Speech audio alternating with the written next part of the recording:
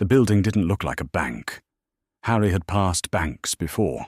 Squat brick things in little whinging with alarmed doors and men in suits who stared at you if you lingered. This was something else. White marble columns climbed 3 stories above the heads of the crowd, and the entrance was flanked by creatures in scarlet and gold uniforms who watched the doors with an attention that had nothing to do with welcoming anyone. "Gringotts," Hagrid said, with the reverence of someone naming a cathedral. Harry had been following Hagrid through Diagon Alley for the better part of an hour, and was still adjusting to the noise, the owls, the smell of something brewed and something burnt and something alive he couldn't identify. He had not yet closed his mouth for longer than 30 seconds at a stretch. He closed it now, and tilted his head back to read the words carved in the stone above the entrance before Hagrid's enormous hand found his shoulder and moved him forward. Inside, the marble hall was cold and high and very loud. Goblins, dozens of them, sat behind a long counter on tall stools, heads bent over ledgers, weighing coins on small brass scales, examining stones through eyepieces. Their fingers were long and quick.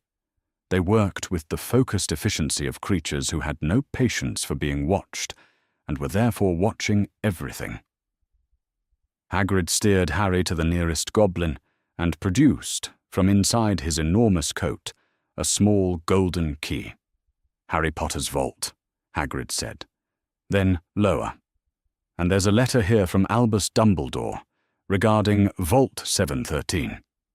The goblin examined the key, examined the letter, and looked at Harry with the disinterested appraisal of someone checking paperwork against a list.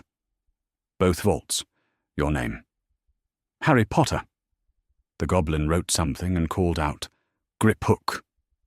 Griphook was waiting at the end of the counter, smaller than the others, or perhaps just more compressed, with the same sharp features and flat, dark eyes. He said nothing. He led them through a door behind the counter, down a sloping passage, and into a mine cart that Harry had no warning about until he was already in it. The ride was the best thing that had happened to him since Hagrid had knocked the door off the hut on the rock. They plunged into darkness at a speed that flattened his hair against his forehead and deposited his stomach somewhere several meters behind him. Hagrid gripped the cart's edge with both enormous hands and made a sound that was not quite a groan. The torchlight blurred into amber streaks.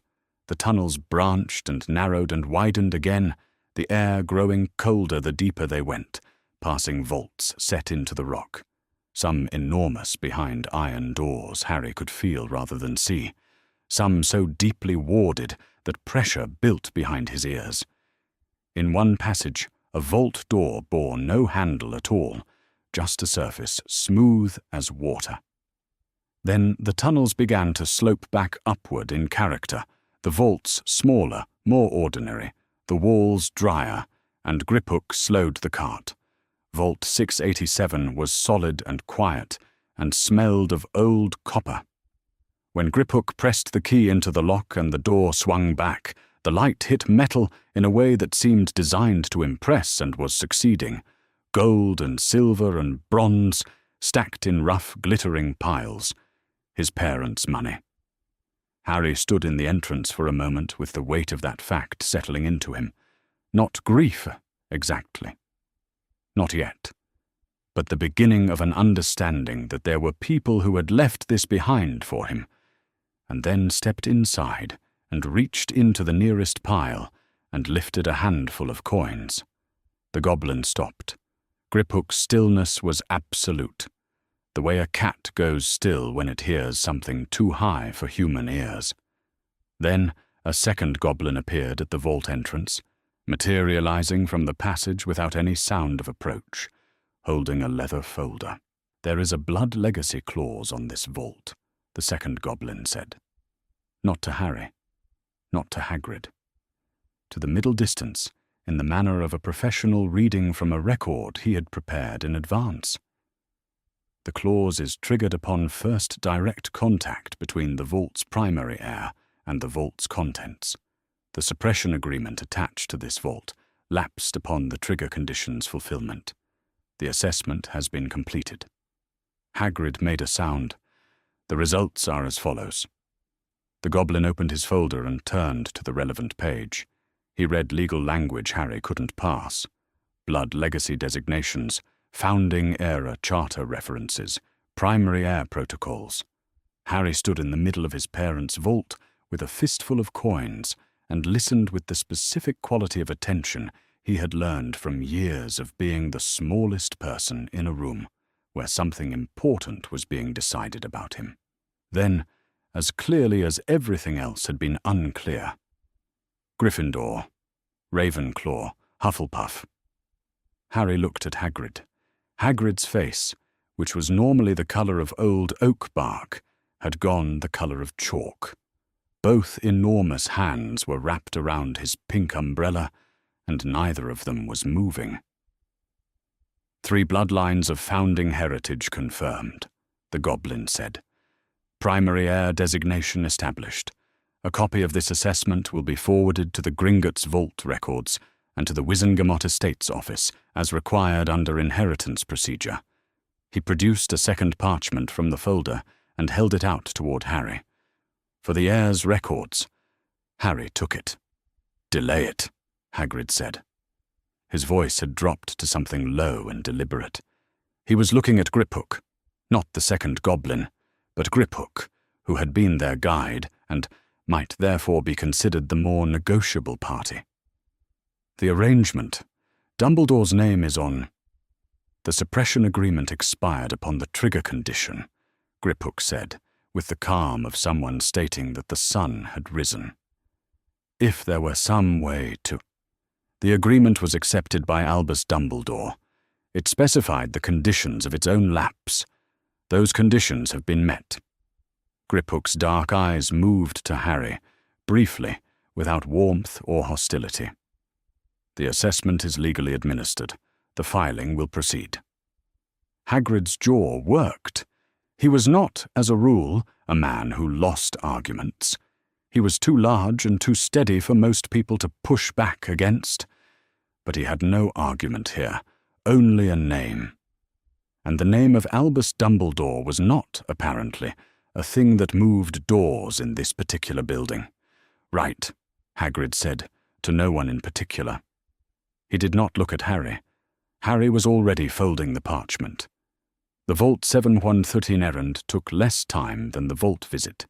Harry waited in the cart, while Hagrid descended alone to the lower levels and returned with a small grubby parcel tucked inside his coat, his expression set in the way of someone who has resolved not to think about something.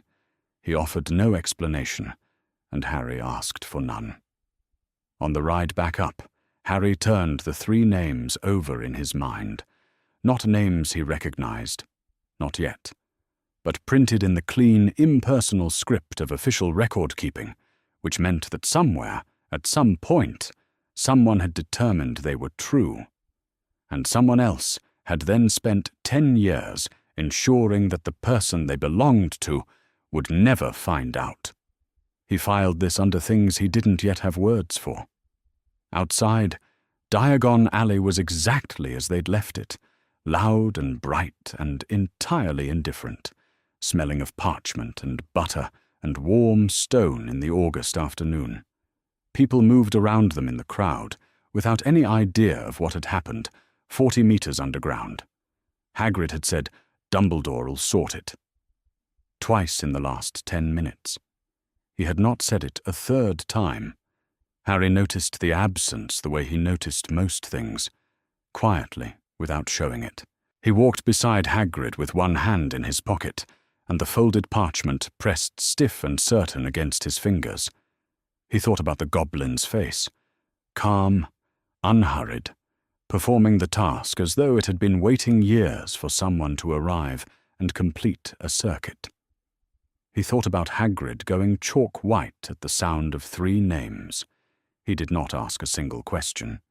He had learned early that the best questions were the ones you saved until the person you were asking had fewer reasons left to lie. The letter from Hagrid arrived at Hogwarts in the late afternoon, delivered by Hagrid's own barn owl rather than a ministry courier, which told Dumbledore something about the state of Hagrid's nerve. Dumbledore read it at his desk. He read it once, which was all it required, and then he set it down and removed his half-moon spectacles and held them between two fingers for a moment before replacing them. His beard was silver and very long, and he had broken his nose at some point in a previous century, and none of these things changed in the next 30 seconds, which was approximately how long it took him to arrive at his decision. He rose, crossed to the window, stood for a moment looking at the grounds, the beech tree, the lake going dark in the August heat, the world that was not yet aware of what had happened in a vault beneath London that afternoon, and then returned to his desk and began to write. He was writing, in his capacity as Chief Warlock of the Wizengamot, to himself. This was not as unusual as it sounded. The Wizengamot was not a single entity. It was a body of 50 members, and the filing from Gringotts would reach all of them in their official capacity within the week. What Dumbledore could do, what he was doing now, with careful and precise language that left nothing ambiguous, was insert a procedural request for a review period before formal acknowledgement. This was a legitimate mechanism. He had used it before for matters of national security, for cases where public disclosure would cause panic or political instability. He used it now for a boy who was 11 years old and did not yet know what a founder was. He signed it. He sealed it. He set it aside. He sat for a moment longer at his desk and didn't look at Hagrid's letter. The twinkling that people expected from his eyes was not, at present, in evidence. In Little Whinging, Surrey. On the same evening, Harry Potter spread the parchment on the narrow bed in the small upstairs bedroom and read it for the 17th time. It was not the cupboard. He had lived in the cupboard under the stairs for as long as he could remember, most of his life catalogued in a space 4 feet by 7, surrounded by dust and spiders, and the particular kind of silence that settles when a household has agreed not to acknowledge your existence. But Hagrid had arrived 2 nights ago, and knocked the door off a hut on a rock in the sea, and handed Harry a slightly squashed birthday cake. And by the time the Dursleys had recovered from the shock of it, Harry had acquired a bedroom, a school trunk, and what appeared to be an entirely different future. The bedroom was small and smelled of Dudley, who had used it for overflow, but it had a window, and the window faced east, and the morning light had been extraordinary. The parchment was not extraordinary looking. It was narrow, official, produced by a professional in the standard script of goblin record-keeping, but the names on it, Gryffindor, Ravenclaw, Hufflepuff, were also the names of 3 of Hogwarts' 4 houses, which Harry had just read about in the books stacked against the wall of the bedroom, and so the parchment was, in a way that he kept turning over, extraordinary in the way that a key is extraordinary when you've spent your whole life locked in a room. Beside the parchment was the wand box, still closed. He hadn't opened it again since the shop. He read through his school texts instead, methodically, without skipping ahead. He read about the founders. He read about Hogwarts's history, the founding, the houses, the values of each. He did not have a book that explained what it meant to be heir to 3 of them, because that information did not appear to exist in a form intended for 11-year-olds, which was itself a piece of information. He lay on the narrow bed with the August light going orange through the thin curtains, and thought, someone decided that I shouldn't know. The vault key had been in Dumbledore's possession since before Harry could form a memory. The suppression agreement had been Dumbledore's. The goblin had been entirely clear about this, in the uncomplicated way of someone who found it no more interesting than a filing date. Not accusatory, just true. 10 years was a long time to decide something for someone else. He fell asleep with the parchment still unfolded on the bed. The letter arrived the next morning. It came by a beautiful tawny owl that landed on the windowsill with the authority of something that had never been shouted at or ignored. Harry untied the envelope, and the owl left without waiting for a reply, which struck him as significant. The letter inside was written in a looping, unhurried hand. It began, "Dear Harry." And it was warm, genuinely warm, in a way Harry had never personally received in correspondence, because he had never received correspondence.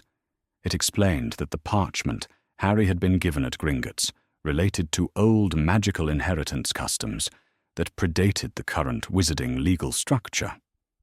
It said that these matters were complex and easily misunderstood, and that Dumbledore would be delighted to explain them in full once Harry was settled at Hogwarts.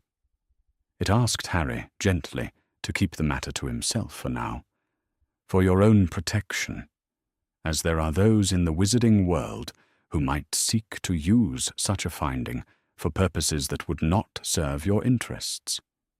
It was signed, Albus Dumbledore, Headmaster, Hogwarts School of Witchcraft and Wizardry, with a small flourish beneath. Harry read it once. He read it twice. He read it a third time. It was the first letter anyone had ever written to him, and he was aware, in a way that felt slightly like grief and slightly like embarrassment, that part of him wanted very badly to simply fold it up and put it away and trust it, to let a man with a long silver beard and an impressive title tell him that things were complex and would be explained later, and that he should be quiet in the meantime. He looked at the letter. He looked at the parchment. The parchment had been produced by goblins who had not looked nervous, who had not said complex, who had called the suppression agreement a suppression agreement without dressing it in softer language. The letter was from a man who had held a small golden key for 10 years, without, apparently, seeing the need to mention it. Harry put both documents back in the envelope. He tucked the envelope under his new school robes at the bottom of his trunk. He did not write back. He was not sure what he would say. The weeks passed in the particular way that August passes, when you are waiting for September and the Dursleys are pretending you don't exist. Harry read everything he'd been given. He memorized the wand care instructions on the back of the box he still hadn't opened, because it was something to do with his hands while he thought. He thought about founders and suppression agreements, and goblins who used the word lapsed rather than broken, because there was a legal difference, and they were clearly creatures who cared about legal differences. On the morning of September the 1st, his aunt drove him to King's Cross without speaking, and stopped the car at the entrance, and waited for him to get out. "Right," Harry said. She did not say goodbye. He pushed his trolley through the main hall, found the barrier between platforms 9 and 10, and stood in front of it for a moment, watching a family, large, red-haired, louder than strictly necessary, push through it one by one as though it were nothing at all. He filed this information away, and then, when the last of them had gone, pushed his trolley at the barrier himself and stepped through onto the platform. Steam, the scarlet engine, noise and owls and trunks, and the particular smell of somewhere important that you've never been before. He did not look back at the barrier. In his trunk, under his robes, 2 pieces of paper in an envelope. One of them had been produced by beings who had found the truth entirely unremarkable. The other had been written by a man who had spent 10 years making very careful decisions about what Harry Potter was and was not allowed to know. Harry found an empty compartment and sat down. He was ready to learn some things. Harry had been on the platform for approximately 3 minutes before he understood that being famous was going to be a specific and ongoing problem. He had known, in an abstract way, since Hagrid had told him, that people in the wizarding world knew his name, that the scar on his forehead meant something to them. He had not fully understood what this would feel like until he stepped through the barrier onto platform 934, and two people across the platform recognized him at once, and the ripple of it spread outward through the crowd like a stone dropped in water. Heads turned, voices lowered. A child of perhaps 7 pointed at him openly until her mother moved the pointing hand down. Harry put his head down and pushed his trolley through the steam toward the train. The scarlet engine was enormous and beautiful and smelled of coal and something hot and metallic that seemed entirely right. He found a compartment near the middle of the train and loaded his trunk and his owl, who observed the entire proceedings with the superior calm of a creature that had never been pointed at, and sat down and looked out the window at the platform. A large family was loading themselves, and approximately twice as much luggage as was necessary, into the carriages nearby. A mother with red hair and a carrying voice, children of various sizes, the whole operation conducted at a volume that suggested no one in the family had ever been taught to consider indoor alternatives. The train was filling. Harry watched the platform empty and the windows fill with faces, and felt, for the first time since the vault, something very close to ordinary. Then the compartment door slid open. The boy who stood in the doorway was tall and thin and freckled, with hair the same red as the family on the platform, and a long nose, and an expression that was attempting neutrality with limited success. He was staring at Harry's forehead, specifically at the scar, which Harry had stopped trying to cover with his fringe approximately 30 seconds after he'd understood that he couldn't. "Is anyone sitting here?" the boy asked. "No," Harry said. The boy sat down. He looked at Harry. He looked out the window. He looked back at Harry. He seemed to be working up to something, the way people did when they had a question they considered impolite and had decided to ask it anyway. "Are you really heir to 3 of the founders, then?" he said. Harry blinked. He had spent the better part of 3 weeks not talking about this with anyone, and here was someone leading with it directly. He found he didn't entirely mind. "I think so," Harry said. "How do you know about it?" The boy's name was Ron Weasley, which explained the red hair and the luggage, and he explained it the way people explained things when the information has been circulating through their household for days and has lost none of its charge. His eldest brother Bill worked for Gringotts in Egypt as a curse breaker, and Bill had written home the same day the vault filing went through because goblin communication lines moved faster than owl post, and Bill read document trails for a living, and he had clearly found this one interesting. Their mother had read the letter at dinner.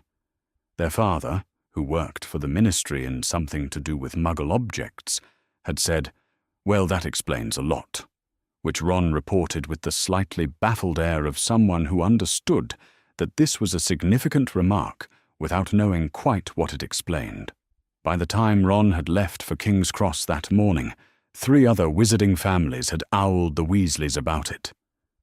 "So it's not a secret," Harry said. "Not anymore," Ron said. Was it supposed to be? Harry thought about a letter in an envelope under his school robes in a trunk in the luggage rack above his head. "Apparently," he said. Ron knew about heir rights the way someone knows a subject they've been briefed on hastily by a knowledgeable older sibling. The shape of it, without the details. He knew that heirs to the Hogwarts founders had old rights in the Wizengamot, seats on some kind of founding charter that hadn't been used in centuries, because there hadn't been a verified heir since before the Statute of Secrecy. He knew that Slytherin's heir was you-know-who, which everyone knew, which had made the whole question academic until now. He had not known there was a test that could establish the other 3 heirs, and he was fairly certain nobody had, and he genuinely did not know why Harry had never been told. My brother Charlie thinks Dumbledore knows everything that goes on at Hogwarts before it happens, Ron offered, which was not precisely useful, but was offered with good faith. Harry was thinking about this when the compartment door slid open again. The girl who looked in had a great deal of bushy brown hair, a bossy quality to her posture, and rather large front teeth. She was looking around the compartment with the specific air of someone conducting a search rather than hoping for company. "Have you seen a toad? A boy named Neville has lost one." "No," Ron said. "No," Harry said. She looked at them both, and then her expression shifted in a way that suggested she had just noticed something she had been prioritizing over toads. "Are you Harry Potter?" "Yes," Harry said. "I thought so." She came in and sat down without being invited, which Harry recognized as the behavior of someone who had decided the situation was more important than the protocol. "I've been reading about the Gringotts filing. It was in the Quibbler and in a small item in the back of the Prophet. I have 3 theories about the legal implications."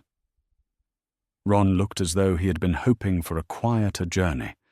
Her name was Hermione Granger, and she had read all their course books twice and started on several supplementary texts, and she delivered her 3 theories about the legal implications of Harry's inheritance finding with the efficiency of someone who had been waiting for an appropriate audience. Harry, who had spent 3 weeks with nothing to think about but the parchment, followed all 3 without difficulty. Ron followed the first one and portions of the second. Neville Longbottom appeared a few minutes after that, trailing in the wake of Hermione's invitation with the air of someone who had lost a toad and gained a situation considerably more complicated than he'd bargained for.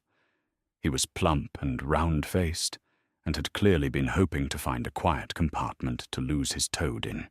He sat down in the corner when it became clear no one was going to make him leave. He was quiet for most of what followed, but Harry noticed that when Hermione said, "Gringotts filing," something moved across Neville's face, a recognition that went deeper than curiosity, more complicated than excitement. His grandmother, he mentioned once, had told him that Harry Potter, surviving you-know-who, had been meaningful for people like the Longbottoms.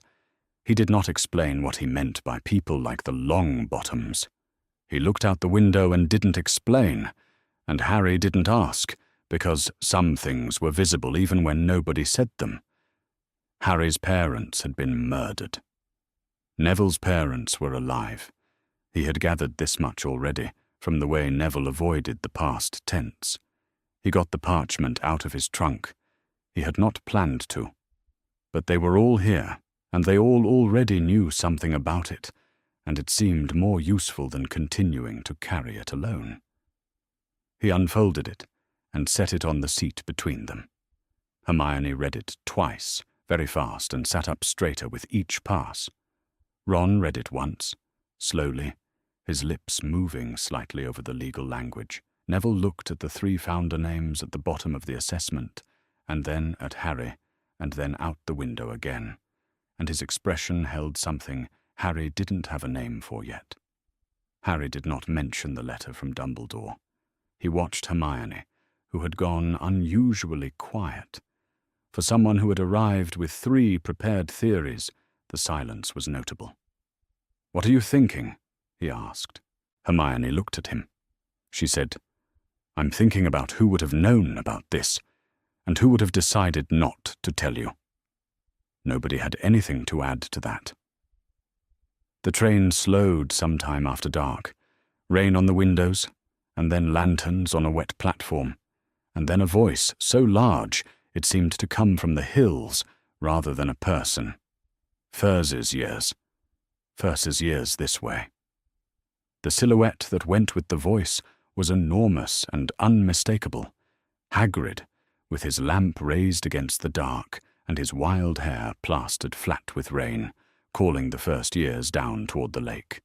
Harry stepped off the train and made his way toward him. Hagrid looked at him. Then he looked at a point somewhere above Harry's left shoulder. In the whole month since Diagon Alley, it was the first time Hagrid had not quite been able to meet his eyes. The lake was black and cold and enormous, and the castle above it was lit from within like something that had been burning for 1,000 years and intended to continue. Harry sat in one of the small boats and watched the castle grow as they crossed the water, the first years pressing in around him, an owl complaining somewhere behind. Ron was to his left, Neville to his right, Hermione across from him, already looking upward, with an expression that was more analysis than wonder, both things happening at once. The reflected castle rippled in the wake of their boat. The night was cold and smelled of rain that had stopped an hour ago and left everything wet and clean. Nobody spoke much.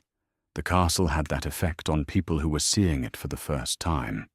Inside, the entrance hall was enormous and warm, and a woman Harry didn't know led them through a pair of great doors into a hall so large it seemed unlikely to be indoors at all. 4 long tables stretched the length of it. A raised dais at the far end held the staff table, where teachers sat in a row. The ceiling, if it could be called that, was not a ceiling at all but the night sky itself, or something that looked so much like it that the difference hardly seemed to matter. Cloud and star and the same wet darkness Harry had just crossed, arching above the candlelit hall. He found Dumbledore before anything else. He hadn't intended to. But his eyes went to the staff table, and Dumbledore was already looking at him. And for one moment, across the length of the great hall, they simply looked at each other. And then Harry looked away first. At the Gryffindor table, a boy with the same red hair as Ron sat near the head, wearing a prefect badge, with the polished certainty of someone who had been waiting for the occasion. Beside him, further down, 2 nearly identical faces were already watching Ron with enormous grins. Ron groaned quietly. "My brothers," he said, to no one in particular, with the tone of someone apologizing in advance. The Sorting Hat sat on a 3-legged stool at the front of the hall, looking like exactly what it was. A battered, patched, centuries-old hat that had no reason to be the object of attention it clearly was. Then it opened what might have been a mouth along a fold near its brim and began to sing. Harry had been told the hat sang. He had not been told it would do this. The song began in the usual manner he'd half expected from the description, a verse about each house, their qualities, their values. But it didn't end there. It went on. It turned in the second half to something that made the older students shift in their seats and the staff table murmur in low voices. A long passage about what it meant to carry the blood of those who had built these walls, about inheritance, about the difference between what is remembered and what is buried, and why the two were not always the same. The hall was entirely quiet by the time it reached its final couplet. Blood remembered does not sleep. What centuries buried, I still keep. The silence that followed was a beat longer than it should have been. Then the deputy headmistress stepped forward and began calling names from a scroll, and the ordinary business of the sorting commenced, and the moment passed. Not on Dumbledore's face. The names went by. Granger. Hermione. The hat dropped onto her head, paused for perhaps 2 seconds, and called Gryffindor. She walked to the table with the look of someone who had known what the answer would be, and was gratified to be confirmed. Longbottom. Neville. Neville approached the stool, as though it might bite him, and sat down with his eyes shut tight, and the hat took considerably longer with him, long enough for someone in the hall to cough, before finally, in a voice that sounded almost reluctant to conclude, announcing Gryffindor, Neville opened his eyes and appeared surprised and pleased, and then tried to look as though he hadn't been either. Weasley, Ron. Ron's sorting was quick. He dropped onto the stool, the hat touched his hair, and Gryffindor rang out before the hall had finished processing the name. Then, Potter. Harry. The whispers moved through the hall like wind through grass. Harry was aware of every one of them, and kept his face still as he walked to the stool. He sat down. The hat was lowered over his eyes, and the world went dark and smelled of dust and old leather, and something underneath that smell which had no name. He knew, old magic perhaps, or the residue of 1,000 years of knowing things. "Well," said a voice in his head, "here you are at last." It did not sound surprised. It sounded, if anything, the way a very old and very patient person sounds when they have been waiting for a specific appointment and it has finally arrived on the correct day. "I have been cataloguing bloodlines for 1,000 years, the hat told him. "I have been waiting, specifically, for yours." The hat told him things.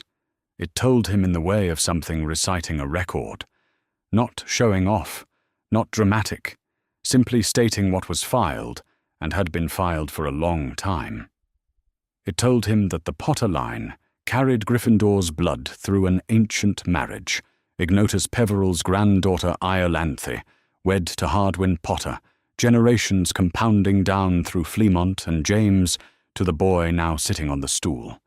It told him that this was the verifiable branch, the one that could be proved with documents. Then it told him about his mother.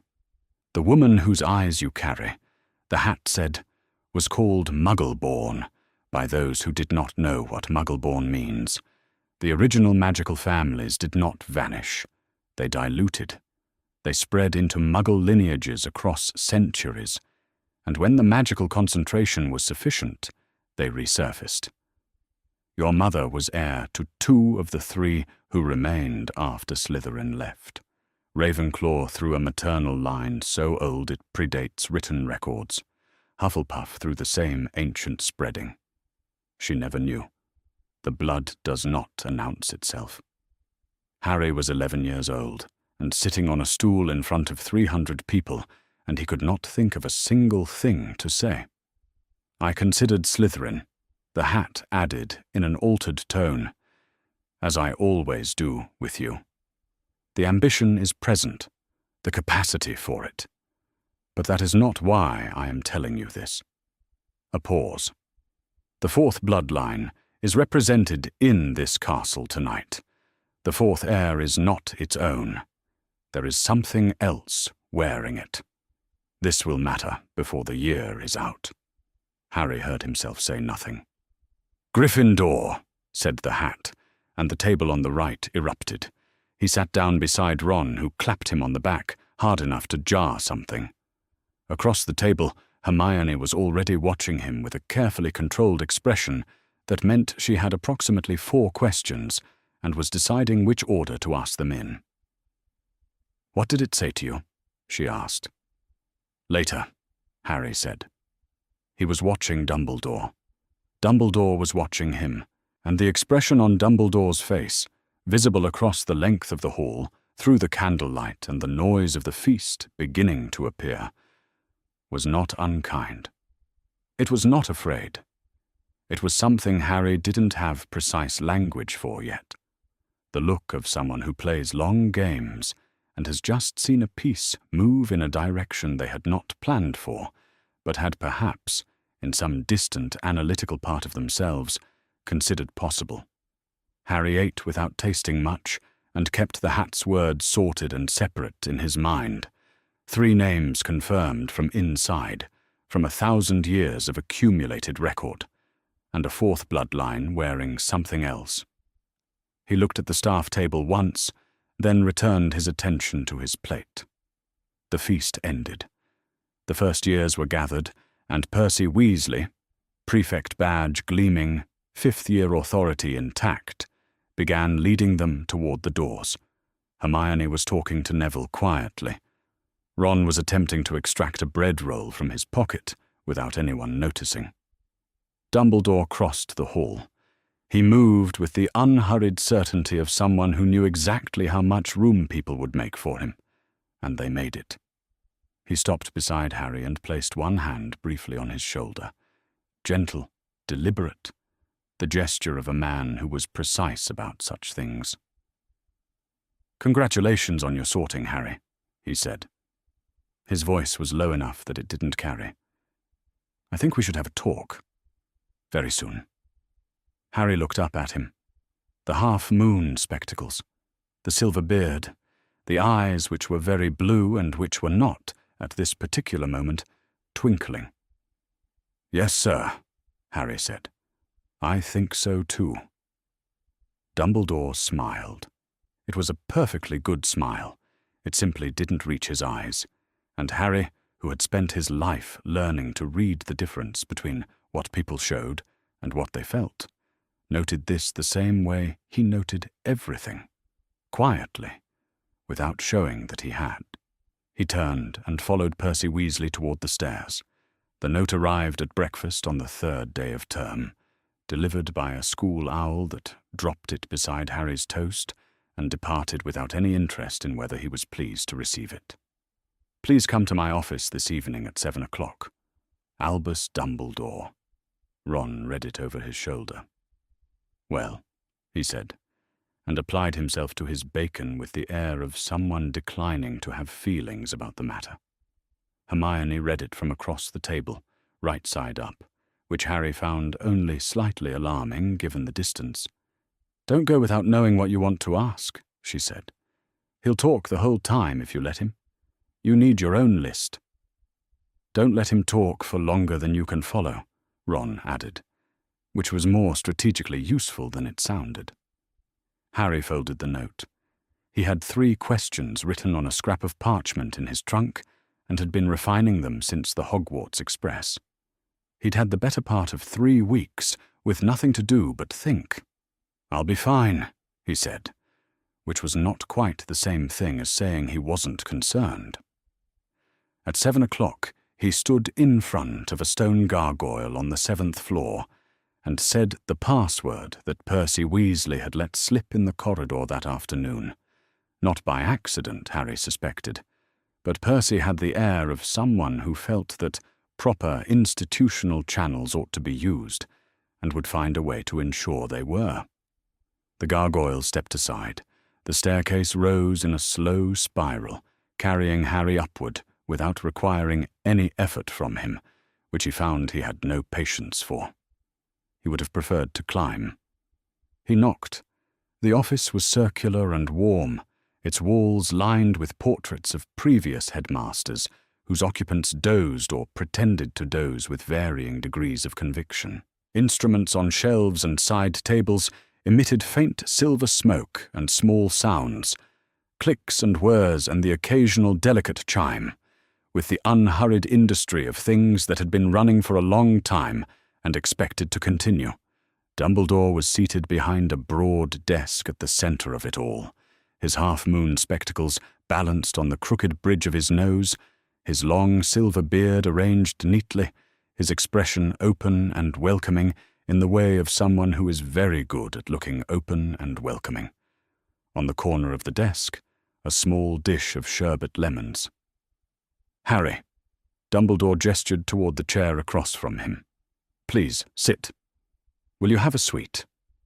"No, thank you," Harry said, and sat down. Dumbledore took one himself, which Harry suspected was partly to establish that the dish was friendly. He settled back in his chair and folded his hands and looked at Harry with the same blue eyes that had found him across the Great Hall 2 nights ago, and which were, this evening, entirely attentive.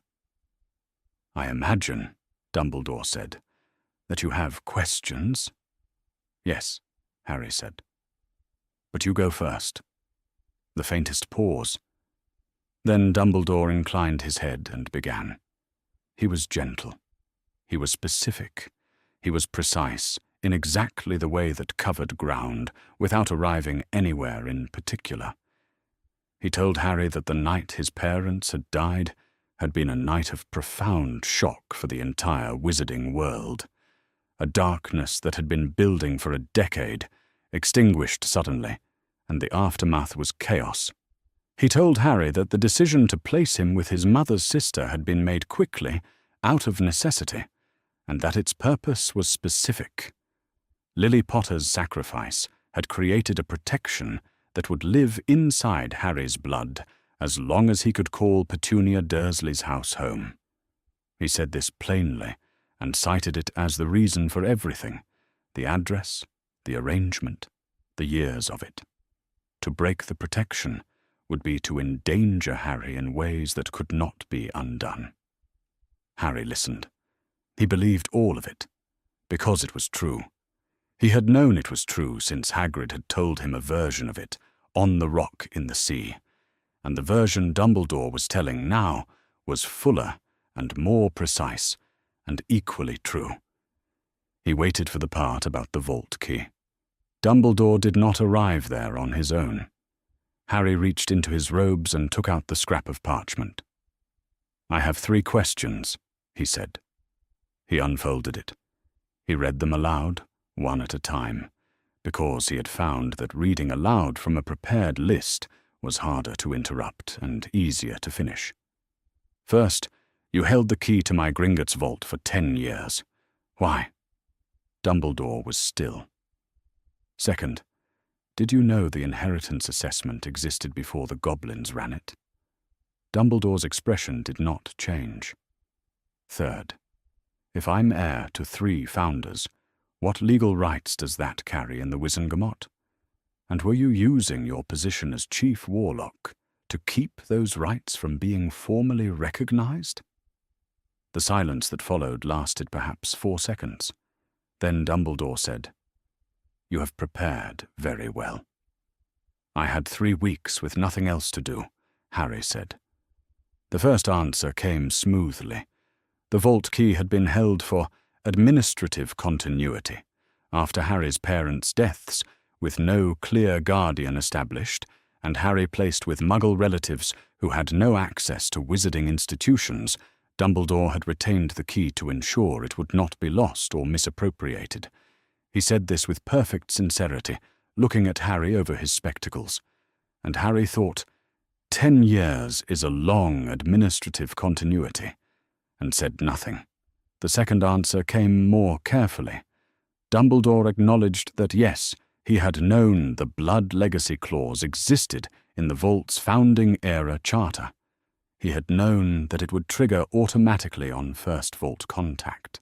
He had made a private arrangement with Gringotts to delay that triggering. Not suppress it, he was specific about the word, until Harry was old enough to understand the implications. He described this as protective.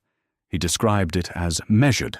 He said delay rather than suppress, with the same precision with which Harry had once watched a teacher say borrowing, when taking was accurate. Harry marked the word. The third question received no answer at all. "These are matters," Dumbledore said, with a gentleness that felt genuine, "that are better considered when you've had a chance to settle into school life. The legal questions are complex, and the Wizengamot moves slowly. There is time." Harry marked this too. "There is time" meant, "we will not discuss it now," which meant the third question was the one that mattered most. Then Dumbledore said something that Harry believed completely. He said that there were forces in the wizarding world, not gone, not visible yet, but present and patient, that would use Harry's heritage against him. That would take the finding from Gringotts and make of it not a fact about a person, but a banner for a political position. That the more visible Harry's power became, the more he would become an object rather than a boy, a symbol people would fight over, not a child they would protect. He said it with real weight. He meant it. Harry could tell the difference. And Harry heard it, and believed it, and thought, this is the true reason, not administrative continuity, not protection. This is it. A symbol of 3 founders is a political threat, and Dumbledore had not wanted Harry to become a threat he couldn't manage. "I understand," Harry said. Dumbledore looked at him with something that might have been relief, or might have been something more complicated that it would take Harry longer to name. "Good," he said. "I am very glad, Harry. Very glad indeed." The spiral staircase carried Harry back down through the castle in the same smooth, unhurried way it had carried him up, and he stood on it and let it move and thought. Dumbledore was not a liar. He had not said a single thing tonight that was false.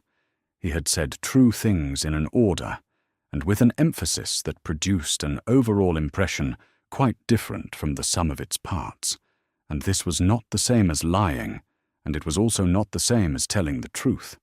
Harry was 11 years old. He was small and thin, and had been kept deliberately ignorant of his own history for the entirety of his life. He was standing on a moving staircase inside a castle that 3 of his ancestors had helped to build. He looked down at the scrap of parchment in his hand. The 3rd question had no answer yet. He folded the parchment and put it back in his robes.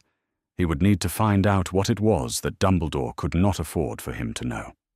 By the 3rd week of term, 7 letters arrived at breakfast in a single morning, and Ron and Hermione both put down their forks without being asked. They spread the letters across the table and sorted them by type, which had been Hermione's suggestion. The ones from pure-blood families were easy to identify: thick parchment, wax seals, careful formal language that expressed admiration and support without specifying what they were supporting or what they expected in return. There were 4 of those. One was from a Wizengamot member, whose name Harry didn't recognize, stating in 3 lines that the estate's inquiry was proceeding and that the member wished to express his personal interest in the outcome. One was from a journalist at the Daily Prophet, who wanted an interview at Harry's earliest convenience, and had thoughtfully included a list of suggested topics. One was unsigned, a single line: "Be careful who trusts you." Harry read all 7. He handed the journalist's letter to Hermione, who read it with an expression of professional skepticism and set it aside. He kept none of the others. "Someone," Ron said, watching the last letter reduced to ashes in the fireplace, courtesy of a candle and Hermione's steady hand, "is going to keep writing." "Yes," Harry said. "That's fine."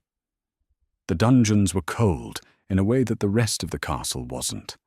A bone-deep chill that had nothing to do with the season and everything to do with the stone, which had absorbed centuries of low temperatures and intended to keep them. Potions occupied the dungeon classroom, and potions was taught by Professor Snape, who occupied the dungeon classroom in a manner that suggested he had been there significantly longer than the stone. He moved through the rows of tables in black robes, unhurried, stopping here and there to examine work with an expression of polite disappointment, and when he reached the front, he turned and looked at Harry Potter, the way people look at things they have been expecting, and find, on arrival, to be precisely as problematic as anticipated. "Potter." His voice was quiet and carried easily. "What would I get if I added powdered root of asphodel to an infusion of wormwood?" Harry said he didn't know. Fame clearly isn't everything. Snape moved on to monkshood and wolfsbane, to bezoars and their uses, to the difference between an infusion and a decoction, which Harry had not been taught because he had arrived at school 3 weeks ago, having spent his life in a cupboard rather than a potions laboratory. Snape did not appear to find this a mitigating circumstance. But Harry noticed something, partway through the lesson, when Snape stopped behind his table to examine his work and looked up from the cauldron to his face. It lasted perhaps 1 second. Then Snape said, "Adequate," and moved on, and the lesson continued, and Harry returned his attention to the instructions on the board. Snape had seen something, and been unsettled by it, and had not wanted to be. Harry couldn't have said how he knew this, only that he recognized the shape of it, the slight adjustment that happened in a person's expression when reality declined to match what they had prepared for. He had spent enough time watching adults he lived with to know when something unexpected had crossed a face. He took careful notes and said nothing, and at the end of class, he filed out with everyone else. Hermione found the Founding Era text on the 4th day she went looking for it, which she reported with the satisfaction of someone who had expected to find it on the 3rd. She spread her notes across the library table and explained to Harry and Ron, and Neville, who had come along to return a book and stayed when it became clear something interesting was happening, what she had found. The Founders' Bloodline Charter, written in the decade after Hogwarts was established, had encoded 3 specific rights for any individual who could demonstrate verified heritage of 3 or more founding bloodlines. The first was a seat on the Hogwarts Board of Governors, which had been vacant for centuries because the hereditary membership had died out. The second was a theoretical chair in the Wizengamot, the Founder's Chair, last occupied before the International Statute of Wizarding Secrecy came into effect in 1692. The third was the right to petition the Goblin Courts directly, bypassing the Ministry entirely. The Goblin Courts, Hermione said, are the interesting one. Ron said, why? Because they're the only right on that list that Dumbledore has no jurisdiction over. She folded her notes precisely. He's Chief Warlock of the Wizengamot, which means he has influence over the Founder's Chair question. He's on the Board of Governors. But the Goblin Courts are independent. Completely. Harry looked at the table. He thought about a goblin speaking to the middle distance and using the word lapsed rather than broken. Goblin communication lines are faster than owl post, Ron had said on the train.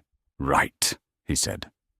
Fred and George found him in the corridor between Charms and History of Magic on a Thursday, appearing from around a corner with the coordinated ease of people who had spent 3 years learning where the castle's blind spots were. They were identical in the way that made you stop noticing after about 30 seconds, because after 30 seconds what became apparent was that they were not identical at all. One of them had a slightly more considered quality to his expression, and the other had the air of a person to whom ideas arrived first and caution arrived, if at all, some time later. Harry was not yet certain which was which. "Potter," said the one on the left. "We've been meaning to find you." "We've heard about the bank business," said the one on the right. "We take no position. We're curious by nature, that's all." They explained, with the overlapping efficiency of people who had refined a speech through repetition, that if Harry ever needed anything passed between floors of the castle without going through official channels, they were available. Letters, objects, information, the location of a particular passage that didn't appear on any map. They had a range. They named no prices. They seemed genuinely to consider it more of an introduction than a transaction. "We don't take sides," George said. Harry had worked out which one was which by now, mostly through a process of elimination involving a conversation about Quidditch that only one of them would have thought was funny. "But we find things interesting. You, at the moment, are interesting." Harry, who had spent 11 years in a household that found him inconvenient rather than interesting, smiled. "Good to know," he said. Snape stopped him after potions on Friday. He didn't call after him. He simply appeared beside his desk when everyone else had filed out, holding Harry's essay in one hand with the expression of a man completing an administrative task he found neither pleasant nor unpleasant. He set the essay on the desk without commenting on it. Harry waited. "Your mother," Snape said, in a voice so quiet it might have been addressed to the essay rather than to Harry, "was the best student in this class in her year." He said it the way someone states a fact they have been carrying for a long time and have finally, for reasons they haven't fully examined, decided to set down. He said it as though he resented having said it. And then he left, before Harry could respond or ask a question or look at his face for long enough to understand the expression on it. Harry stood in the empty classroom, holding his essay, and understanding that something had just happened. He didn't know what. He had no context for it. Didn't know Snape's history, didn't know his mother's history inside these walls, didn't know what it meant that a man who taught with the sustained warmth of a winter dungeon had just said something kind about his mother, and immediately retreated. He didn't know the shape of it yet. He put it with the other things he was keeping. He was collecting a great deal, lately, of things he didn't have the key for. That evening in the common room, Harry told Ron and Hermione and Neville everything from the headmaster's office, the 3 questions, and the 2 answers, and the careful non-answer, and the true thing, the thing about becoming a symbol. They sat with it. The fire moved behind the grate. Outside, October was beginning to make its presence felt in the quality of the light coming through the windows. Charlie always used to say, Ron offered eventually, that Dumbledore plays chess with real people. Harry thought about a chess player's expression watching an unexpected move. He does, he said. I want to know what the Founders' Charter actually says. The original document. I'll find it, Hermione said, as though this was a simple problem she had merely not yet gotten around to. Neville, who had been listening from the armchair he had claimed with the quiet permanence of someone who wasn't sure he was welcome and had decided to act as though he was, said nothing. But he didn't leave either, and Harry was coming to understand that with Neville, staying was the thing. The library's restricted section was barred by a wooden railing that was evidently warded in ways that had nothing to do with wood, because when Hermione touched it, the railing went warm, and she withdrew her hand as though it had been unfriendly. Charm sealed, she said. Probably keyed to teacher permission. She added this to her mental list of things that would take longer than expected, and moved on. The open shelves held what she had already found. One mention in a founding-era text about a bloodline charter establishing rights of descent. 3 paragraphs in a wizarding inheritance law reference that cited it without quoting it, and a Wizengamot history in which the founder's chair appeared twice in footnotes. Both footnotes pointed back to the founding-era text. The founding-era text was the only primary source, and it didn't quote from the charter directly. The document itself isn't here, Hermione said.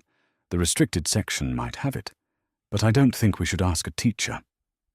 Harry looked at the railing. He didn't want to ask a teacher either.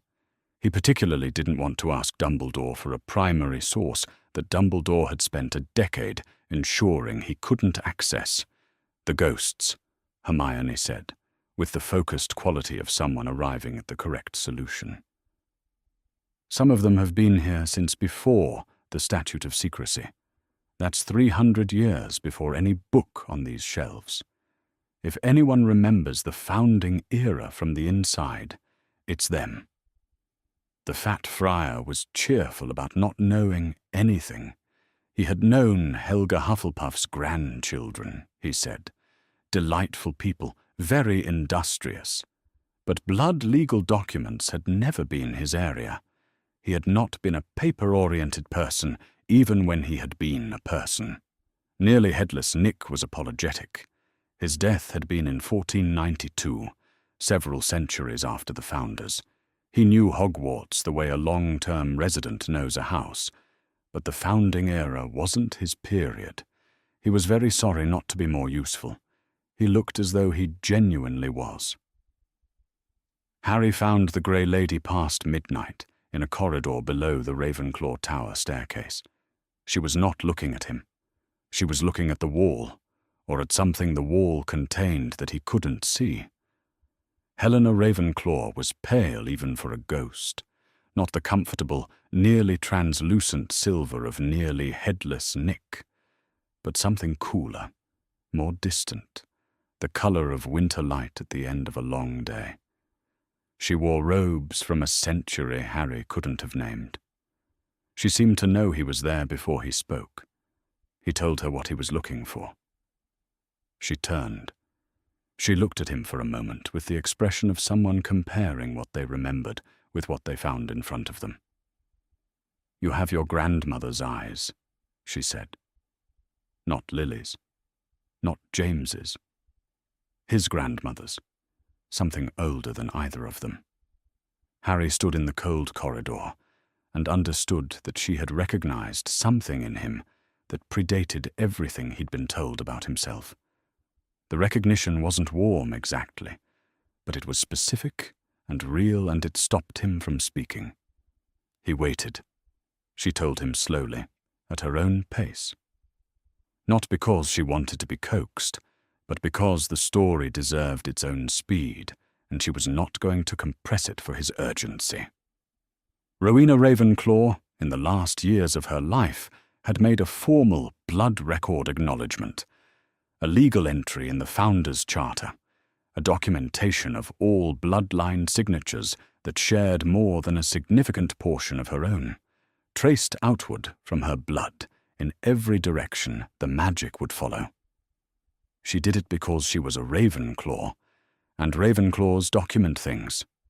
They collect knowledge with the specific understanding that knowledge can be taken from you if you let it exist only as memory, only in minds, only in stories that pass through mouths that can be silenced.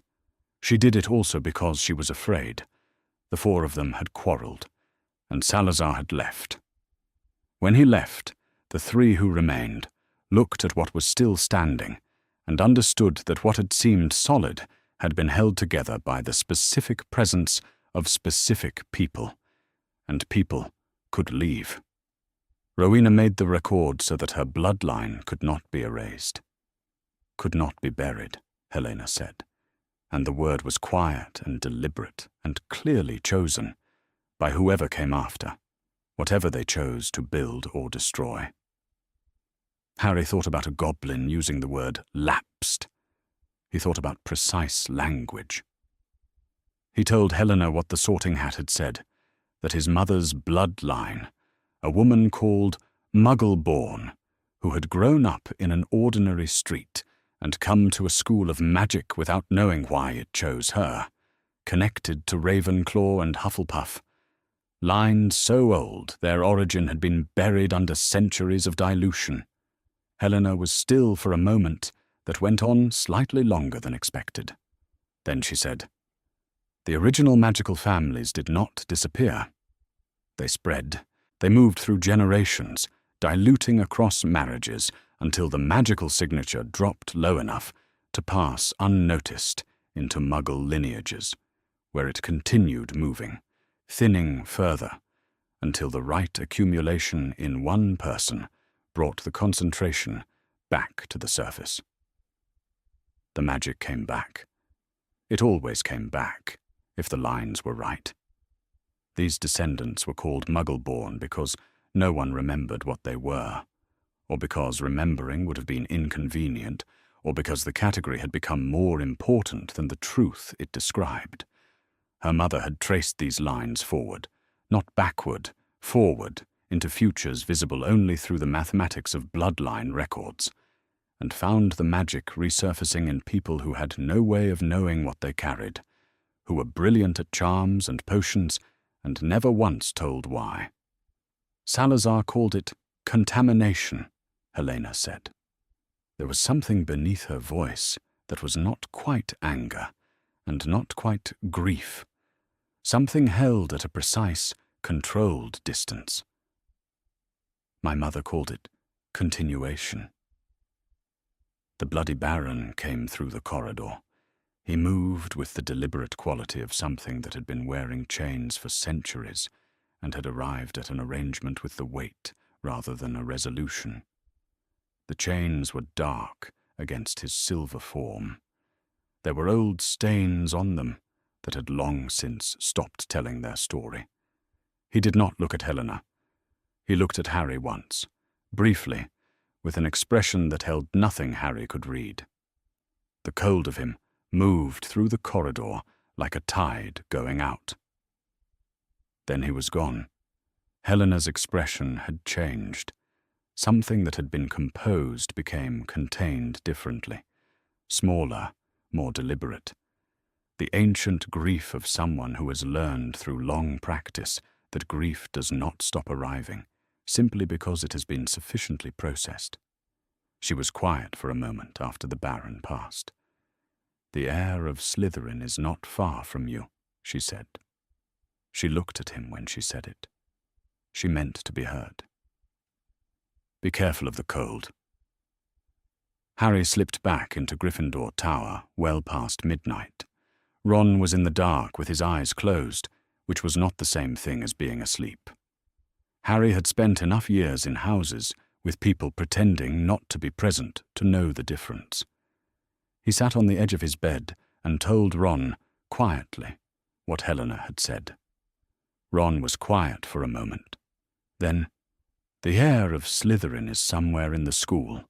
The hat told you that too." "I know." They lay in the dark. The fire in the common room had burned down to coals. Harry looked at the ceiling. He thought about a woman with dark red hair who had been, by blood, heir to two of the people who built this castle, who had been brilliant at charms and potions and had never once been told why, who had been called Muggle-born by people who had made the category more important than what it described, who was 21 years old when she died, standing in a doorway in Godric's Hollow, choosing not to move. She had left him her eyes. Apparently she had left him rather more than that, and she had never known any of it. He thought, she would have known what to do with this. Then he thought, I have time to learn. The broomstick rose from the grass before Harry asked it to. He had watched the instructor demonstrate, hold out your hand, say up, with sufficient conviction, and had expected something to happen reluctantly, the way most things in this world had happened so far.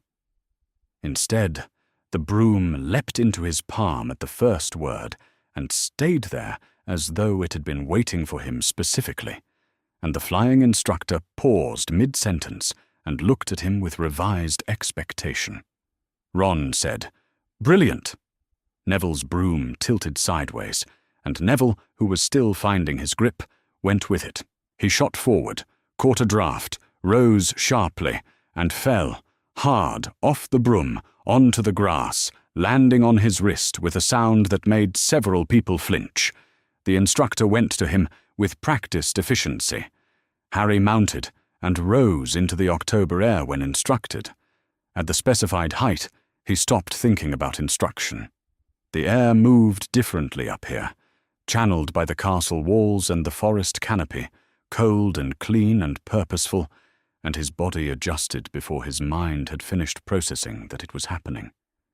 He thought, this is the thing I'm for. He wasn't sure he had thought anything quite like that before about himself, that there was a thing he was for. But when he came in from the height, he noticed a window on the 3rd floor of the castle's west wing was occupied. The Dada professor was standing at it. Not looking at the class, looking at Harry. The defense against the dark arts classroom smelled faintly of garlic and something underneath the garlic that Harry hadn't named yet.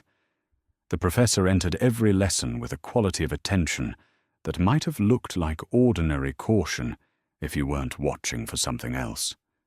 He stuttered. He wore a purple turban he adjusted frequently with one hand. He was nervous in a way that smelled of garlic. None of these things were the thing Harry was watching for. In the 3rd week of October, the lesson covered ancient magical protections, how bloodline wards had survived centuries where other spells hadn't. The professor said air class magical signatures and his body changed. 3 seconds. The hand stopped mid-adjustment on the turban. His gaze went somewhere that was not the room, and something moved across his face that Harry had no precise name for. Then he was back, finishing the sentence, as though the gap hadn't existed. Nobody else noticed. He told Hermione that evening. She listened with the stillness she reserved for things she wasn't going to dismiss. It could be a nervous tic, she said, or a minor magical incident. It happened when he said, Heir class magical signatures, Harry said. She was quiet for a moment. That's very specific. Harry thought about what the sorting hat had told him, 9 floors above where they were sitting. The 4th is possessed by another. He had been keeping that sentence in the place where he kept things he didn't have the key for yet. He was beginning to think he might have found the lock. The Quidditch match was on a Saturday in November, grey and cold with a wind that had changed direction twice during warm-up. Harry was in the air scanning for the snitch when his broom lurched. Not wind. He'd been tracking the wind's pattern since warm-up, and this was not that. The broom went sideways, then bucked hard, trying to throw him, and then again. He held on with his legs and gripped the handle, and the broom was wrong beneath him, in a way that felt directed. In the stands, Hermione had her head over her copy of Quidditch Through the Ages, but wasn't reading it. She was looking at the staff. She found Snape, who was staring at Harry's broom with total concentration. She set his robes on fire. The broom steadied. Harry didn't understand it until later. In the moment, he registered only that the wrongness had stopped, and that there was a commotion in the stands, and that the snitch was hanging 40 feet to his left, with the casual indifference of something that had no opinion about anyone's afternoon. He went after it, and caught it in his mouth, because his hands were still on the broom, and he pulled up and landed hard on the grass and coughed it into his palm, and it sat in his hand catching the grey November light, and the crowd roared about, a second after he understood he had won. He looked at the stands. Snape was patting at scorched robes with controlled affront, which told Harry something. But it wasn't Snape he'd been looking for. The Data professor was 3 rows back. He had not moved during the commotion. He was watching Harry with the complete, unbroken attention of someone for whom the match had never been the point, and when Harry met his gaze, his expression didn't change. His turban was moving, slightly, continuously, in a way that had nothing to do with the wind. Harry knocked at Hagrid's hut after dinner on a Thursday. Hagrid opened the door with the expression of someone pleased to see him, and worried about something, and hoping the second thing wouldn't come up. The egg was in the fireplace, large, mottled black and grey, resting directly on the burning coals, the kind of object that did not invite incurious inspection. "Dragon egg," Harry said. Hagrid said he'd won it in a card game from a stranger in a hooded cloak, and it had been perfectly legal. He said this with the slightly too emphatic quality of a prepared statement he knew was insufficient. "Did the stranger ask you anything about the stone?" Harry said. The word had assembled itself from fragments he hadn't consciously connected until that moment. Vault 713, the grubby parcel in Hagrid's coat, the professor's 3-second absence, Helena's warning. He heard himself say it and understood, the instant it was out, that it was correct. Hagrid went very still. Stillness didn't fit him. He was too large and too warm and too genuinely mobile for it to sit naturally. He looked at Harry with the expression of someone who had hoped, with considerable desperation, that a specific sentence would never be said. "How do you know about that?" he said. He didn't tell Harry everything. He told him enough, the way Hagrid always told enough when he was frightened, because Hagrid's fear found its way out through his mouth before his discretion could stop it. The stranger in the hooded cloak had asked about Gringotts, about what Gringotts kept for Dumbledore. Hagrid hadn't said anything, He was certain of that. But the stranger had asked in a particular way, and Hagrid had perhaps confirmed, by what he didn't say, that there was something to be careful about. He was very sorry. He shouldn't have let a stranger in. Harry walked back to the castle in the dark and turned it over. A parcel in a coat pocket and a vault visited on the same afternoon as Harry's first visit to the bank. A professor who went absent for 3 seconds at the mention of Heir-class bloodlines. A turban moving in still air. A ghost's warning about the cold. 3 things. 1 problem. He walked through the entrance and up toward the common room, and the castle was quiet around him, in the way it was quiet when only the torches and portraits moved. He thought, I have until the end of the year to understand this, and whatever I do with what I find, I should not let anyone else decide it for me first. He had learned that in a bank vault in August. He was not going to unlearn it now. November arrived the way it always arrived in Scotland, with a gradual, committed withdrawal of warmth, as though the warmth had reconsidered its position and was backing away slowly. The grounds went grey. The lake took on the colour of pewter. In the mornings, the windows of the great hall showed a sky that had not yet decided between rain and frost. The owls at breakfast were ordinary, mostly letters from home, packages of food that various families apparently believed their children were not being fed sufficiently. Ron received 2 letters that week from his mother and 1 from Percy, which Percy had apparently sent partly to inquire after Ron's marks, and partly, Ron suspected, to remind himself what writing to a person felt like. The 3rd owl arrived on a Tuesday, dropping a long roll of parchment beside Ron's plate, sealed twice, tied twice, heavier than a normal letter. Ron looked at the seal, recognized it, and sat up straighter. "Bill," he said. He read it once quickly, in the way of someone checking whether the letter is what they thought it was. Then he looked at Harry across the table and set it between them. Bill Weasley had written to Ron, but the letter turned left halfway through and addressed itself to Harry directly. If you're reading this with the kid, and I think you are, given the timing, you need to know what I've been watching from here. Bill was a curse breaker. He read document trails the way other people read newspapers, and he had been watching the Gringotts Vault Records correspondence since August. He laid out the sequence without editorializing, which was its own kind of editorial. The blood legacy clause had been flagged the day Harry visited the vault. The filing had reached the Wizengamot Estates Office within 48 hours, as required under Goblin heritage law. That was not optional. That was how the system worked. 3 days after the filing was received, a counter-document appeared, a request for a review period before formal acknowledgement, submitted under the authority of the Chief Warlock of the Wizengamot, signed by Albus Dumbledore. Bill said, "The review period is a legitimate procedural mechanism. I'm not saying it isn't. What I'm saying is that the Chief Warlock used his institutional authority to delay the formal acknowledgement of a filing that was submitted to the body he leads. I've worked with goblins for 3 years. They noticed this. They are not pleased."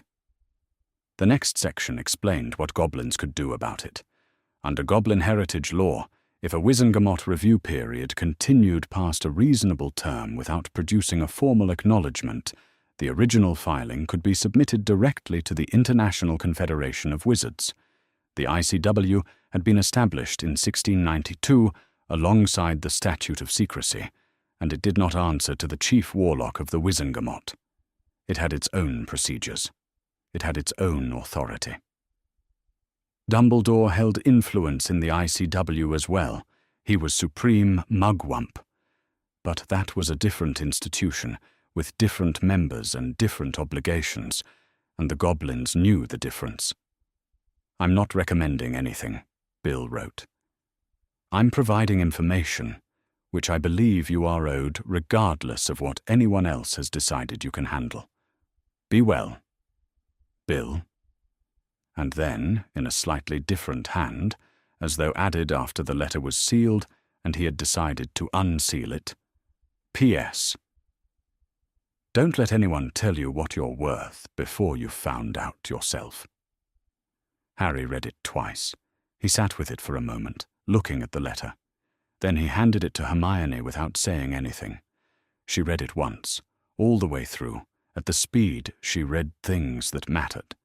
She set it down with the particular care of someone putting down a document that has implications she is working through in real time.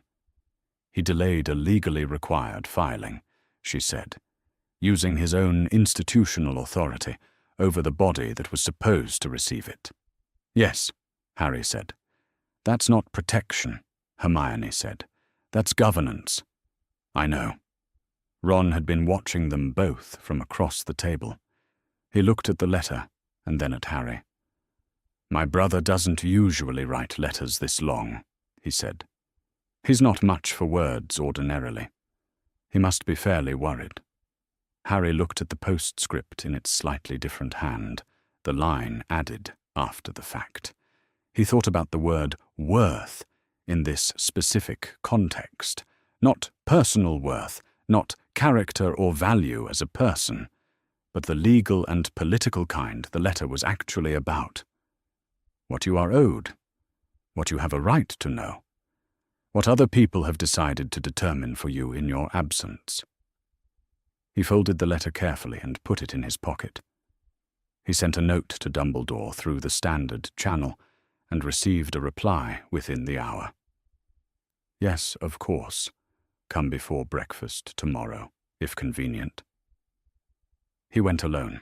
He did not bring the letter. Dumbledore was behind his desk when Harry arrived, the instruments spinning their quiet silver breath, the portraits of previous headmasters at various stages of consciousness. He gestured to the chair with the easy hospitality of someone who had been expecting the visit and had thought about how to receive it. Harry sat down. He said he was aware that the Wizengamot review of his inheritance filing had been delayed. Dumbledore was still for a moment. How did you come to know that? He asked. Harry said he had received information from a reliable source. He did not name Bill Weasley. He would not name him. Bill had sent that letter from Egypt at some professional risk to himself, and Harry was not going to make him pay for it. Dumbledore said the delay was procedurally standard, that review periods were a normal part of how the Wizengamot processed significant filings, that there was nothing unusual about what had occurred. Harry said, I'd like the review to proceed. Dumbledore said, Harry, you are 11 years old. Harry said, yes, and this concerns me. The office was quiet. One of the portraits had stopped pretending to sleep and was watching them with open interest. The silver instruments breathed. Dumbledore looked at Harry across the desk with an expression that Harry examined carefully. He had learned, in 3 months of being in this world, to read Dumbledore's expressions with the same care he had always read the Dursleys, which was the care of someone whose circumstances depended on accuracy. What he saw was not anger. It was not contempt. It was something that might have been respect, or something just short of it, complicated by something older and harder that Harry didn't have a complete name for yet. It was the expression, he thought, of a man confronting a situation he had arranged to prevent and finding that it had rearranged itself regardless.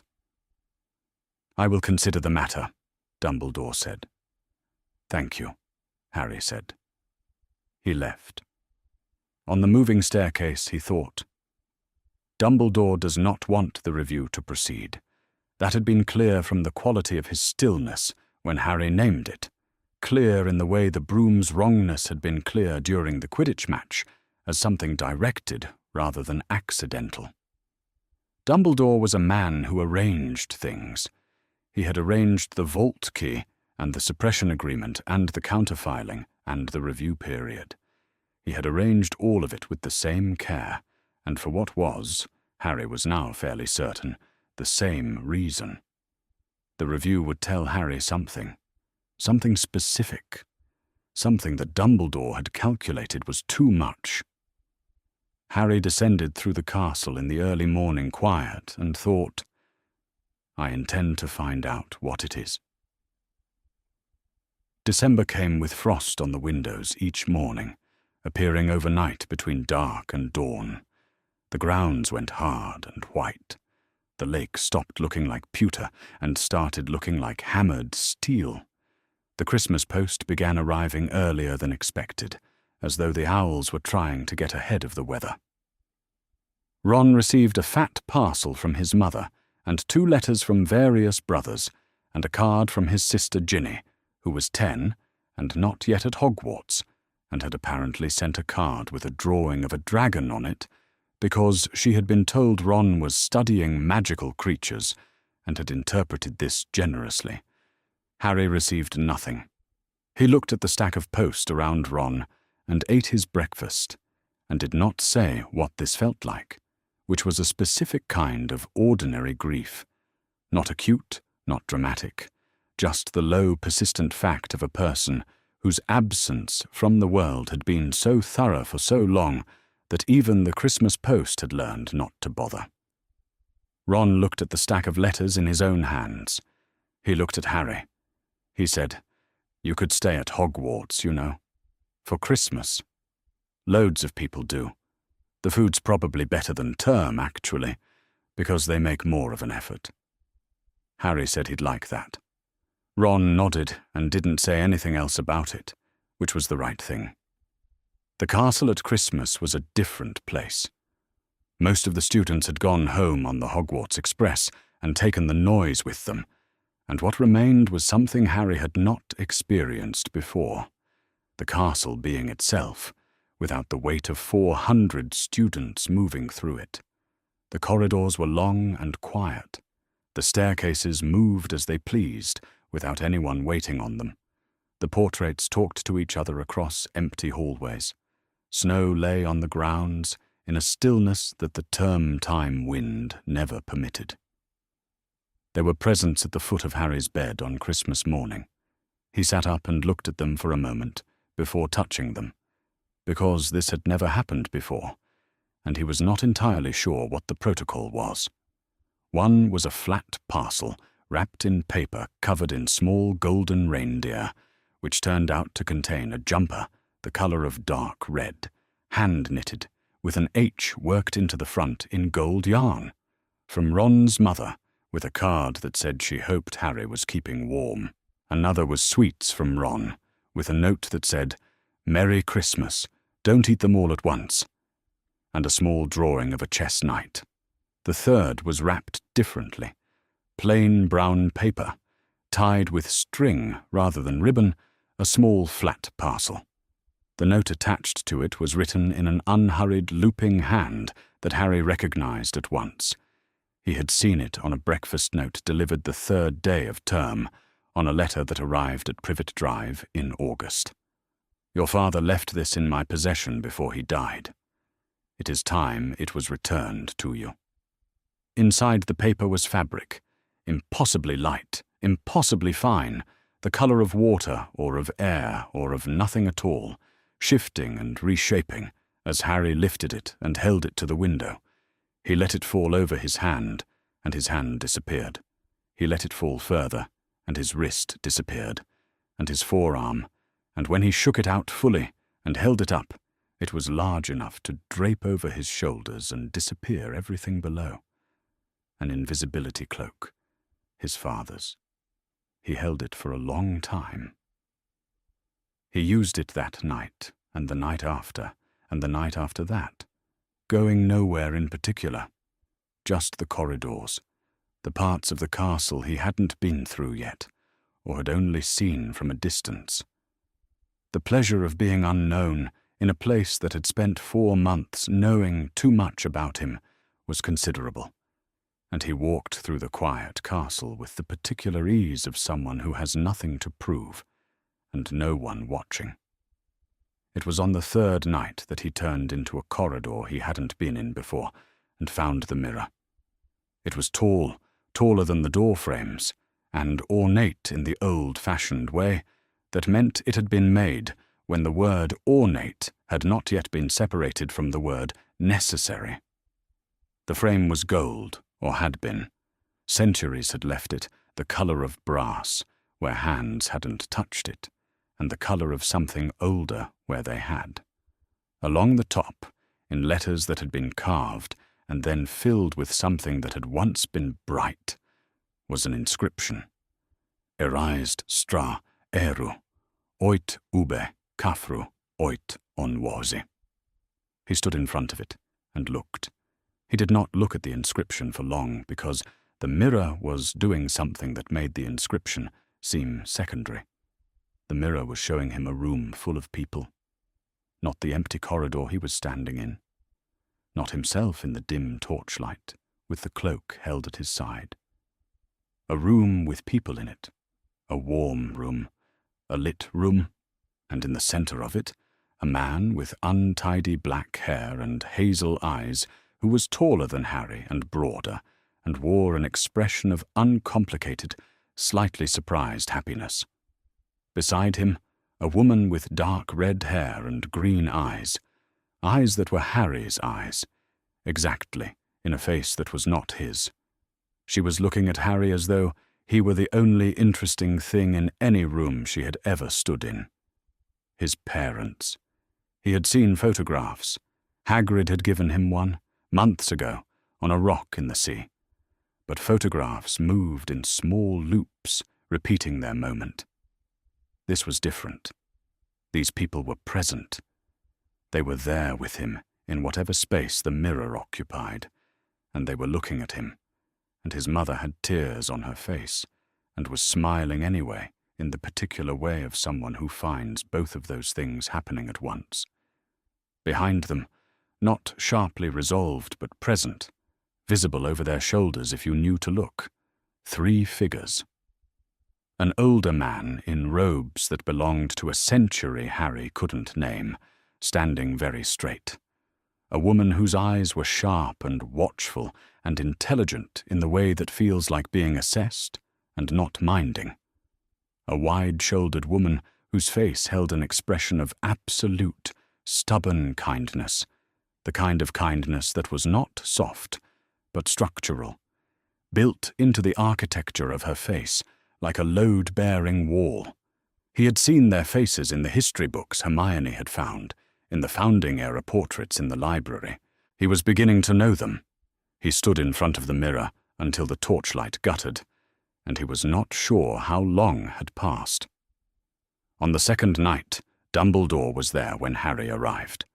He was standing beside the mirror, not looking into it, his hands folded at his waist, his long silver beard catching the dim light. He turned when Harry came around the corner and appeared entirely unsurprised, which was either because he had been expecting Harry specifically, or because he had reached an age at which being surprised required more novelty than most situations provided. He told Harry about the inscription, that it was a reversal and a rearrangement. I show not your face, but your heart's desire. He told Harry that men had wasted away in front of it, not understanding that what they saw was not truth, but wanting. He said, "It does not do to dwell on dreams and forget to live." He said it with a gentleness that Harry had learned to distinguish as genuine. There were several kinds of gentleness Dumbledore deployed, and this was the true one. Harry said, "What do you see when you look into it?" Dumbledore said he saw himself holding a pair of thick woolen socks, and smiled. Harry looked at him. He thought, that is not true. He thought, Dumbledore knows that I think that. He thought, neither of us is going to say so, and that is also its own kind of information. He said, did my mother know? About her bloodline. The question had been waiting in him since October, since Helena Ravenclaw said, your grandmother's eyes, and Harry had understood there was something in his mother's history that she had gone to her death without knowing. Dumbledore was quiet for a moment. "No," he said. "She didn't." "Did you know?" A longer pause. "I suspected. After she died, I confirmed it." "And you buried that too," Harry said. It was not a question. Dumbledore looked at him across the small distance of the corridor, with the expression Harry had identified now as the one he wore when he was in the territory of truth rather than management, when the arrangement of facts was no longer available to him as a tool, and only the facts themselves remained. "Yes," he said. One word. For 10 years of it. Harry had expected, arriving at this moment, to feel something sharp and clarifying. Anger, perhaps, the particular kind that makes things simple. He did not. He felt something older and more complicated. A grief for a woman with dark red hair, who had been heir to 2 of the founders of this school, who had been brilliant and extraordinary and entirely ignorant of why, who had been 21 years old when she died, and had never once been told what she was. And underneath the grief, something harder. Not quite anger. Something that had no clean name, but was very quiet and very persistent. "Why?" he said. Dumbledore looked at him for a long moment. When he spoke, his voice was low. "Because I was afraid of what the world would do with you if it knew." Dumbledore said the mirror would be moved. He did not say where. He said it with the tone of someone completing an administrative task that had more weight than the tone acknowledged. Harry looked at the mirror one more time before turning to leave. He saw his parents. He saw the 3 figures behind them. And for one brief second, the briefest, as though the mirror had shown it to him at the limit of what it would permit, he saw himself, standing in the same room, taller than he was, or differently held. Something in the set of his shoulders or his face that looked like being certain of something. Not arrogance, not performance, just the specific quality of a person who knows something true about themselves and has stopped waiting for permission to know it. Then it was gone, and the corridor was quiet, and Dumbledore was waiting. Harry turned and walked away from the mirror with Dumbledore beside him, through the dark and silent castle, toward the staircase that would carry them both back up toward the rest of the year. Hagrid told him on a Thursday evening in June, sitting at his table with his hands wrapped around a mug of tea, his face doing the thing it did when he was trying not to cry, and also trying not to confess something, and finding both equally impossible. The stranger who had given him the dragon egg had asked, before the card game was done, how you got past a 3-headed dog. Hagrid had said, without thinking, that any creature could be soothed by music. He had not thought anything of it at the time. He had thought of it every day since. Harry said, "The owl that called Dumbledore away this afternoon. The Ministry emergency." Hagrid's silence was its own answer. Harry stood up. "Thank you for telling me." He meant it. It did not make Hagrid feel better about any of it, which was appropriate. He found Ron and Hermione in the common room and told them quickly. Dumbledore was gone, drawn away by something fabricated, and the person who had spent the year watching Harry with the attention of someone for whom nothing else in the school mattered had just been given an empty castle and a question he'd needed answered since October. The stone was under the trap-door at the end of the 3rd-floor corridor, behind a door that had been locked since September, past a series of protections that various teachers had contributed, and that the Data professor had spent the year cataloguing. "You're sure it's tonight?" Hermione said. It was not quite a question. "Yes," Harry said. Ron said, "All right then." The invisibility cloak covered all three of them if they stood close and didn't extend their elbows, which made crossing the castle an awkward choreography that Harry suspected would have been funny from the outside. The corridors were quiet. The castle at night in June showed blue through the windows rather than black. The locked door on the third floor opened to a simple unlocking charm that Hermione had learned in the first week of term, and Harry had learned in the fourth, and inside was the smell of animal, large animal, close animal, and the sound of something breathing in three separate rhythms that occasionally synchronized. The harp was playing. It was a small instrument, ornate, sitting on the floor near the trap-door, playing a melody that had no particular character except the one quality it needed. It was continuous, and Fluffy was asleep. All three heads rested on their respective paws, the enormous body rising and falling in the slow, unconcerned rhythm of something with nothing to worry about. The harp was winding down. Harry could tell. The notes thinning slightly at their edges, the magic in them losing its precision. The Data Professor had been here not long ago. Ron moved to the harp and kept the melody going, while Harry and Hermione shifted the trapdoor. It was heavy, and the hinges were stiff, but it opened, and below it was dark and far. Harry went first. He dropped, and the dark went on for longer than he expected. And then something caught him, something soft and resistant and alive. And he was not on stone but in plant matter that wound immediately around his wrists. "Harry, don't move!" Hermione's voice came from above, and then she dropped, and Ron after her, and the three of them were in Devil's Snare in the dark, and Harry went still the instant he understood what it was. He had read about it in herbology. He let his body go slack, and the tendrils loosened by increments, and he was on the floor below the plant, while Hermione conjured a bright blaze of fire that drove the rest of it back, and Ron scrambled free with the look of someone who had been certain, for 3 seconds, that he was about to die. "I forgot you could do that," Ron said. The fire, he meant. Hermione looked at him with the expression she reserved for Ron specifically. They moved on. The next chamber was full of keys, hundreds of them, winged, careening through the air at various speeds and heights, and 3 broomsticks on the floor. Harry mounted without deliberating. He was in the air before Ron and Hermione had their hands on their brooms, scanning upward through the chaos of wings and metal.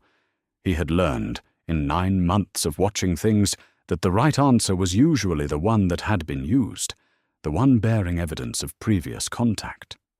He looked for the key that moved differently, more slowly, or with the small damage of a wing bent during catching. He found it quickly. It was large and old, with a wing hanging at the wrong angle, still trying to fly as though nothing was wrong. He caught it in one pass. They went through.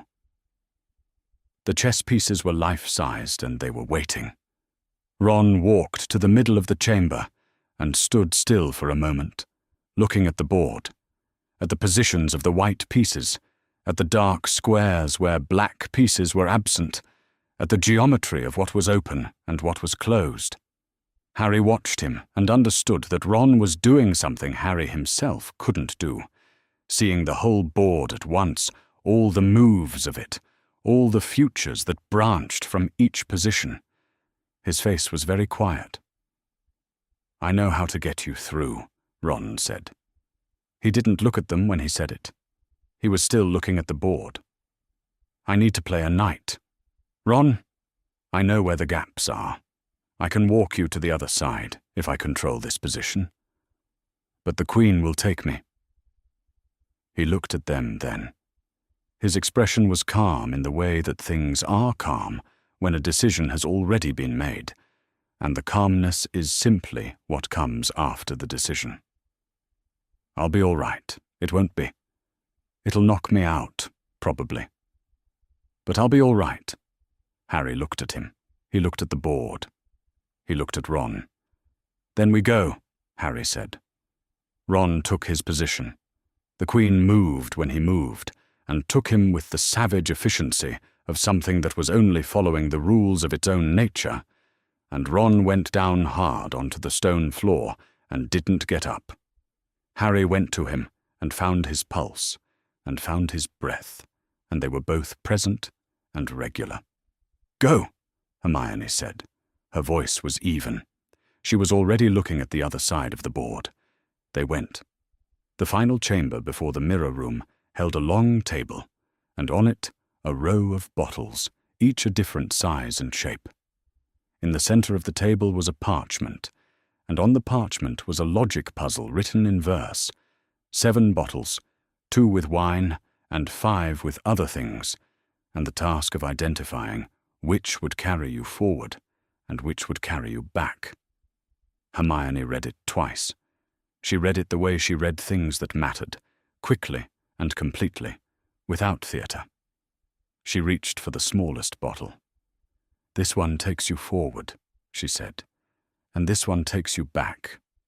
She held up a rounded bottle. "The others are nettle wine and potions that will neither help nor harm." She looked at Harry. "The forward bottle has 1 dose." "Go back to Ron," Harry said. "Get him back to the surface. Don't let whoever's in that room have it." She pressed the small bottle into his hand. "And come back." Harry looked at her. He had arrived in this world less than a year ago, knowing almost nothing. And he had these 2 people now, and they were real, and that was more than he had expected in September. "I'll come back," he said. He drank the potion. The cold of it went through him like stepping into November air, and the door on the far side of the room opened. The mirror of Erist was there. He recognized it immediately. The gold frame, the inscription along the top, the way it held the room's dim light without multiplying it. Dumbledore had said it would be moved.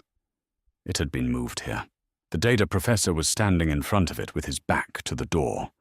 He had been standing there for some time. His posture had the quality of something settled in rather than recently arrived. He was not moving. He was staring at the mirror with the complete, focused stillness of a man who has been trying to force something to happen and has been failing for long enough to produce a specific kind of desperation. Harry stepped into the room, and the door closed behind him. The professor turned around. His turban was gone. His stutter was gone. His face, which had spent the year performing nervousness with reasonable competence, had dropped the performance entirely, and what remained beneath it was something else. Something older and colder and less uncertain about its own purpose. He looked at Harry across the room with the expression of a person who has been waiting, and who has finally, after many months, arrived at the moment he was waiting for. "You," he said. His voice, without the stutter, was completely flat. The professor looked at Harry with the complete attention of someone who had been waiting for this specific confrontation and had prepared things to say. "The Heir of 3, he said. His voice was flat and certain, with no echo of the stutter. "My master has been wanting to know what you are." "What am I?" Harry said. "You are an argument," the professor said. "Slytherin always said the other 3 were fools. To build a school for every bloodline, to let any child with sufficient accident of birth walk these corridors, to dilute what magic could become if it were protected rather than distributed." He moved to the side, slowly, not approaching, as though they were having a conversation rather than occupying the same room as the only protective object Harry needed to reach. A child who is heir to those 3 houses. My master finds that interesting. He finds it interesting in the way one finds a problem interesting, something that must be addressed before it can become something worse. Harry thought. He wants to keep me talking. He thought. So do I. He moved toward the mirror. The mirror of Erist stood where it had stood when he found it in December, brought to this room to be used as a hiding place by someone who understood exactly how it worked and what it required. Harry stepped in front of it and looked. He saw himself. He saw his own face, 11 years old, thin and small, wearing robes that had been new in September and were now, after a year of schoolwork and corridors and a set of chambers below a trap-door, less so.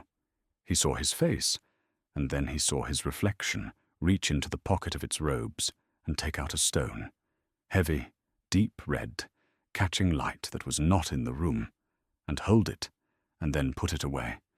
He felt something drop into his actual pocket, something small and heavy and warm. He kept his face still. He had spent 11 years learning not to show things on his face in rooms where showing things was dangerous. He turned to face the professor. "Give it to me," the professor said. "No," Harry said. The professor reached up and removed what was left of the turban. Harry had known this was coming, had known since October, since the 3 seconds in the defense classroom, and knowing did not make it less strange. The face on the back of the professor's head was not a face that belonged to a living person. It was barely a face at all, the residue of one, the suggestion of features in something that had been subsisting on borrowed bodies, and the patience of something that could not die and would not stop. "The heir of 3, it said. Thinner than the professor's voice, older. Slytherin always said the other founders called generosity what was really a refusal to understand what magic is. A birthright, not a gift to be distributed. It moved toward Harry with the professor's body. "You are everything my followers were taught to destroy. Muggleborns elevated to ancient lines. The heir of a woman who was called Muggleborn because no one remembered what she actually was." Harry thought about the word continuation. He thought about standing in a doorway. The professor's hands reached for him. The pain was immediate and total, not like being burned from outside, but like something trying to find a specific thing inside him and failing. Harry heard the professor scream. He felt the hands beginning to come apart, and in the center of the pain understood something clearly. The protection on him was not because he was heir to 3 founders. It was not ancient or dynastic. It had nothing to do with bloodlines or charters. It was because one specific woman had stood in a specific doorway 10 years ago and chosen not to move, and the love in that choice had attached itself to him and stayed. That was all. That was everything. Whatever Voldemort was, he had not in all his years found a way around the fact of one person standing in a doorway. The hands fell apart. The professor fell. Voldemort came free, a dark presence, shrieking, and passed through Harry like falling through ice.